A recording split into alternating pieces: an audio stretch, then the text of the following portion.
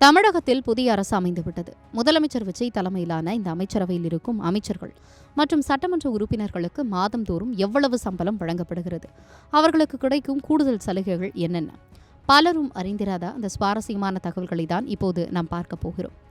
ஜனநாயக நாட்டில் மக்கள் பணியாற்றும் பிரதிநிதிகளுக்கு மாத ஊதியமும் பல்வேறு படித்தொகைகளும் வழங்கப்படுவது வழக்கம். எம்பிகளுக்கான ஊதியம் நாடு முழுவதும் ஒரே மாதிரியாக இருந்தாலும் எம்எல்ஏக்களின் ஊதியம் மாநிலத்திற்கு மாநிலம் மாறுபடுகிறது. தமிழ்நாட்டில் எம்எல்ஏக்களின் சம்பளம் கடந்த சில ஆண்டுகளில் கணிசமாக உயர்த்தப்பட்டுள்ளது.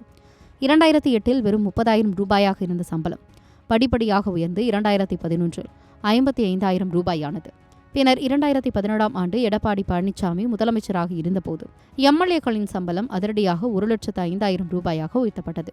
இதுவே இப்போதும் நடைமுறையில் உள்ளது. இதில் மிக முக்கியமாக முதலமைச்சர் விஜயின் மாத சம்பளம் 2,05,000 ரூபாயாக உள்ளது.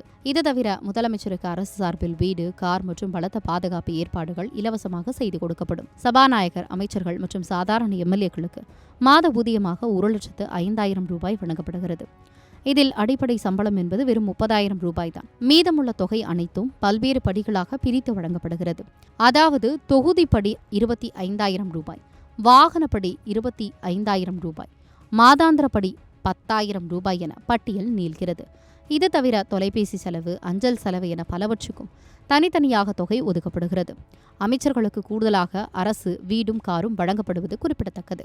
சம்பளம் மட்டுமல்லாமல் சலுகைகளும் ஏராளம். ஒவ்வொரு எம்எல்ஏவுக்கும் இலவச மருத்துவ வசதி வழங்கப்படுவதோடு அவர்கள் விமானம், ரயில் மற்றும் பேருந்துகளில் இலவசமாக பயணம் செய்யலாம். மேலும் அவர்கள் தங்களது தொகுதியில் ஒரு அலுவலகத்தை நிர்வகிக்கும் ஒரு உதவியாளரை தனிப்பட்ட முறையில் வேலைக்கு அமர்த்திக் கொள்ளவும் முடியும்.